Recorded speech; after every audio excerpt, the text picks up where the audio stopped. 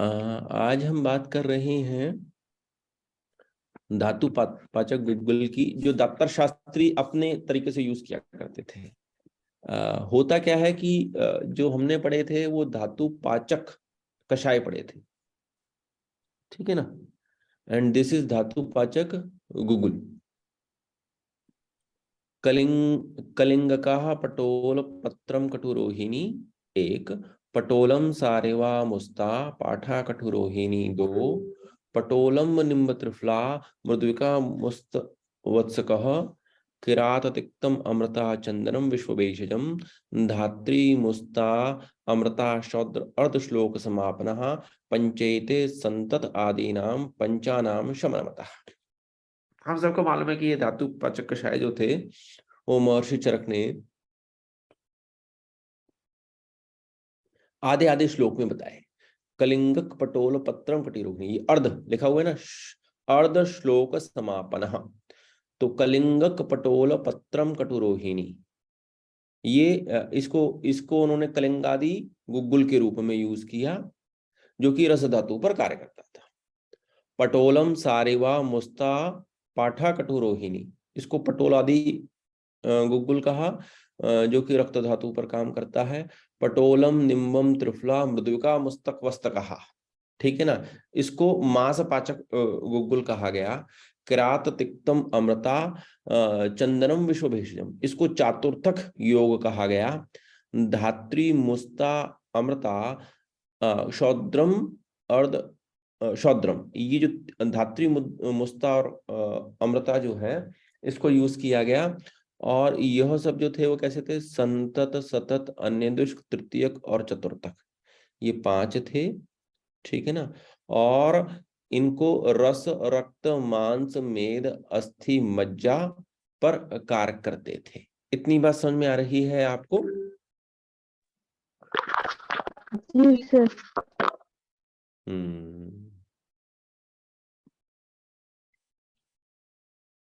सबसे पहला गुग्गुल जो है वो है कलिंगादि गुग्गुल, ठीक है। अब ये जो कलिंगादि गुग्गुल है हमने पढ़ लिया था कि यह जो है वह कलिंगक कलिंगक पटोलस्य पत्रम कटुरोहिणी, वाग्भट्ट में भी इसी प्रकार का पाठ है। और इसको वाग्भट्ट ने रसगत ज्वर में यूज करने को कहा गया है, ठीक है। अब इसमें क्या है, कलिंगक है जो कि कटु और कषाय है। तो यानी कि इसमें वायु अग्नि पृथ्वी और वायु चतुर्थ चार महाभूत का जो है समागम है। और जो इसका सामान्य गुण है वह कैसा है, शीत व स्तंभक है, ठीक है। और विशेष गुण क्या है कि यह रक्तार्श में, ज्वर में और अतिसार नाशक माना जाता है कलिंगक। पटोल जो है वह तिक्त और कटु है। और अगर हम देखें तो पटोल में जो महाभूत निकलेंगे वो आकाश वायु और अग्नि निकलेंगे, ठीक है। ये बात समझ में आ रही है आपको? जी सर। हाँ जी। है ना। अगर मैं ये कहूं पटोल में आकाश वायु और अग्नि है, क्योंकि वायु महाभूत तिक्तम और कटु में कॉमन है, ठीक है ना। तो वायु आकाश अग्नि, ये तीन महाभूत पटोल में पाए जाते हैं। कफ पित्त क्षामक है और उष्ण है। विशेष गुण क्या है कि यह पाचन है, सर है, ज्वरग्न है और रक्त शोधक है। कुटकी, यह कटु और तिक्त है, जो कि वायु प्लस अग्नि और वायु प्लस आकाश से बना हुआ है। रूक्ष लघु दीपन, और यह भेदनी और हृदय है। और निम्ब पत्र जो है वह तिक्त और कषाय है, और वायु आकाश और पृथ्वी प्लस वायु, यानी कि इसमें भी जो है, अगर हम ये कहें कि आकाश पृथ्वी और वायु है, यह विषग्न है और वातवर्धक है। कृमिघ्न के रूप में और रक्त प्रसादन के रूप में निम्ब पत्र को लिया जाता है। अब हमको यह पता है कि ज्वर के अंतर्गत पृथ्वी और आप महाभूत जो है उनके गुणधर्म जो है वह विकृत हो जाते हैं, और जिससे क्या हो जाता है कि अग्नि, वायु और आकाश महाभूत के सामर्थ्य में कमी आ जाती है, because of disturbance of Prithvi and वायु महाभूत। तो वहां पर क्या होता है कि क्योंकि पृथ्वी और आप महाभूत बिगड़ गए और उन्होंने आकाश, वायु और अग्नि महाभूत को विकृत कर दिया, जिसके फलस्वरूप आम निर्मिति हुई। और ये जो आम निर्मिति हुई, इससे व्याधि स्वरूप ज्वर की उत्पत्ति हुई। इसलिए वो कहते हैं कि लंघनम स्वेदनम कालो यवागु तिक्तको रसः। अब इस उपक्रम को यदि हम लेते हैं तो लंघन, स्वेदन, यवागु और तिक्तरस, ये सब जो है वो कैसे हैं? अग्नि, वायु और आकाश महाभूत को बल देने वाले होते हैं।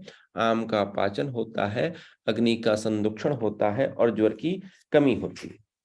अब अगर हम कलिंगादि का पाठ देखते हैं तो हमको यह मालूम पड़ता है कि अग्नि, वायु और आकाश महाभूत जो है वह इसमें प्रधान है। अब सवाल ये उठता है, एक बात जो अब आपको समझनी है वो थोड़ा समझना, कि भाई ज्वर में और विषम ज्वर में क्या अंतर है। ये मुझे समझ में, आपको समझ में आता है क्या?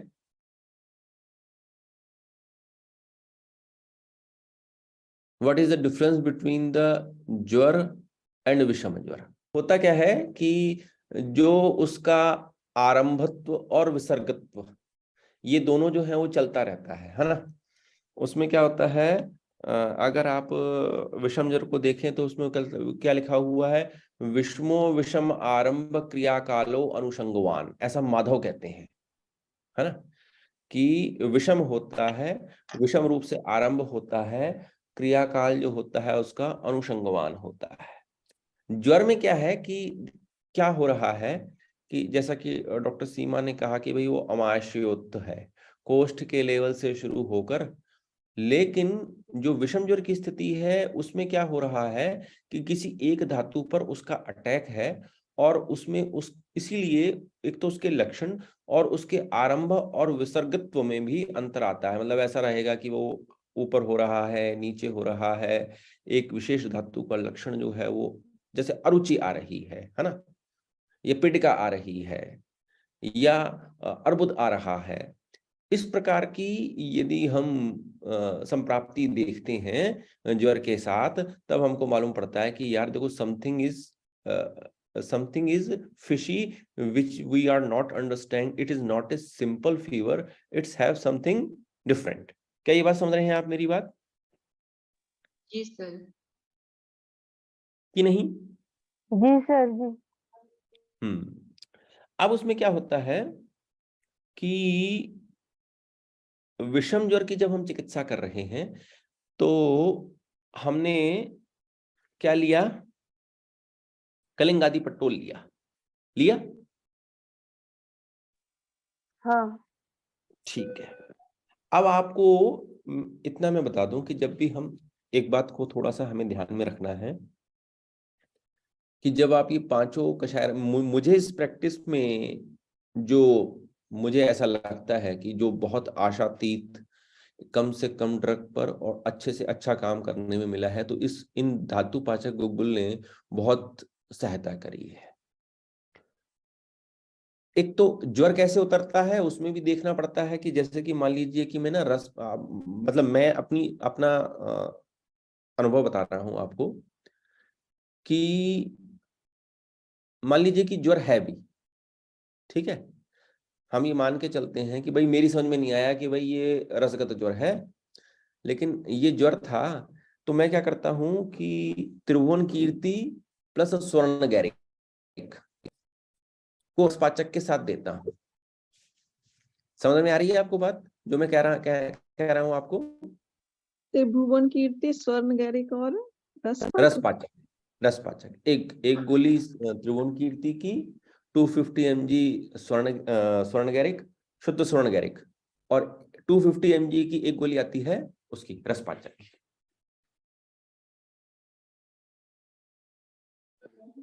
हाँ हाँ जी। ठीक है ना, इस प्रकार का योग यूज करता हूं। नंबर 2 कि कई लोगों को क्या रहता है कि हाई ग्रेड फीवर रहता है और शिराशूल साथ में रहता है, यानी कि वो मलेरिया पॉजिटिव आ गया ना, कोई हाँ जी। मलेरिया पॉजिटिव आ गया, तो मैं क्या करता हूँ, लक्ष्मी नारायण रस एक, मतलब ये बिल्कुल परफेक्ट योग बता रहा हूं मैं आपको, लक्ष्मी नारायण रस, शुद्ध स्वर्ण गैरिक और रसपाचक। रसपाचक ये गूगल या रसपाचक? गूगल, हाँ नहीं अच्छा। मतलब अब मैं सिंपल रसपाचक यूज करता हूँ, गूगल यूज नहीं करता। अनुपान के रूप में ऐसा। क्या?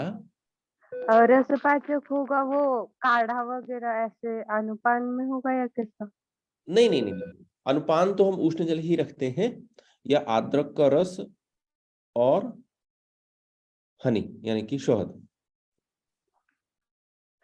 तो तीनों टैबलेट एक साथ देंगे? हाँ, तीनों टैबलेट एक साथ। फिर तीसरा एक मैंने कई बार क्या देखा है कि रोगी जो है वह ये कहता है कि फीवर भी है और हल्की सी कपकपी आती है, और यूरिन जब मैं करता हूं तब हल्की सी शिवरिंग रहती है, और यूरिनरी इन्फेक्शन जब हो जाता है तब तब मैं क्या करता हूँ, शवदनष्टाली गुग्गुल या गोक्षुरादि गुग्गुल प्लस रसपाचक देता हूँ। ये 3 मैंने स्थितियां देखी हैं ज्वर के संदर्भ में।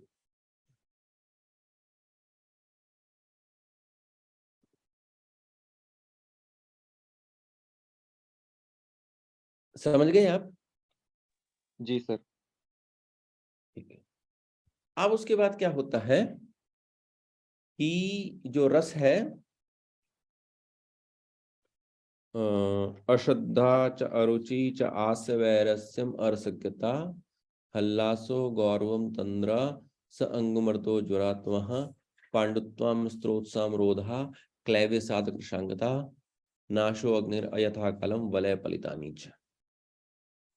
और मैं आपको बता रहा हूं कि ये जो रसपाचक योग है, मतलब मैं आपको एक वो बताता हूँ कि मेरे ना एक ये इस पर मैं पहले भी बात कर चुका हूँ, और एक लेक्चर जो था वो भिवानी के किसी मिलिट्री पर्सन ने, क्योंकि वो त्रिवेंद्रम में वहां था, और उसने वहां सुना ये लेक्चर,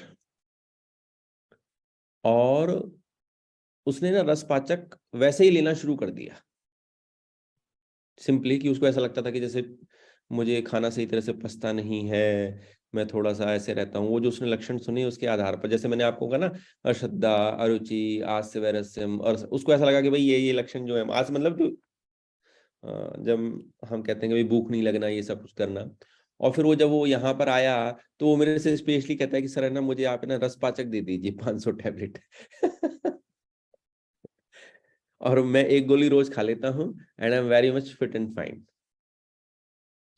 सो क्या होता है कि अगर हम चीजों को इतना जैसे कर लेते हैं ना कि इतनी शुद्धता की तरीके से देखने लग जाते हैं कि भाई ठीक है, इस तरीके से करना है, तो वो बहुत ही आसान और अच्छा, और इससे क्या होता है, एक विजन भी हमारे पास रहता है कि यार देखो कितना सही तरीके से काम चल रहा है। ये बात समझ पा रहे हैं आप मेरी? जी सर। हाँ जी। तो अब इसमें क्या होता है कि एक चीज और, कि रस धातु की जो उपधातु है स्तन्य और रज, ये 2 मानी जाती हैं। तो अगर कम आर्तव आ रहा है, कष्ट आर्तव है, अल्प रजस्त्राव हो रहा है, उस अवस्था में क्या होता है कि हम ये मान के चलते हैं कि कफ आवृत वात की अवस्था है, या कफ आवृत अपान की अवस्था है, जिसकी वजह से मार्ग अवरोध हुआ है। शोथ और ग्रंथि की अवस्था से उत्पन्न होकर मार्ग अवरोध से रजक क्षीणता जो है वो दिखाई दे रही है। तो मात्र कलिंगादि योग प्रयोग करने से और साथ में 3 ग्राम शतावरी और 8 दिन तक जो है रजः प्रवृत्तिवटी अपान काल में यूज करने से बहुत से मरीज जो हैं वो ठीक होते हैं। समझे आप मेरी बात? जी सर। तीसरी बात कि स्तन्य दोष हो जाए तो स्तन्य दोष होने पर क्या होता है कि जो ब्रेस्ट है, ये जो स्तन है, वहां पर आपको स्तन काठिन्य मिलता है एक, और स्तन काठिन्य है यानी टेंडरनेस आ रही है। आपने दबाया और उसको पैल्पेट करने की कोशिश की तो वहां पर आपको एक तो काठिन्य शूल मिला, स्पर्श असहत्व मिला, ज्वर की स्थिति थी, स्तन वृद्धि हो रही थी, ये लक्षण दिखाई दे रहे हैं। तो ऐसा करने पर क्या होता है कि अगर आप कलिंगादी पटोल देते हैं, मात्र केवल कलिंगादी पटोल देते हैं, तो आशातीत लाभ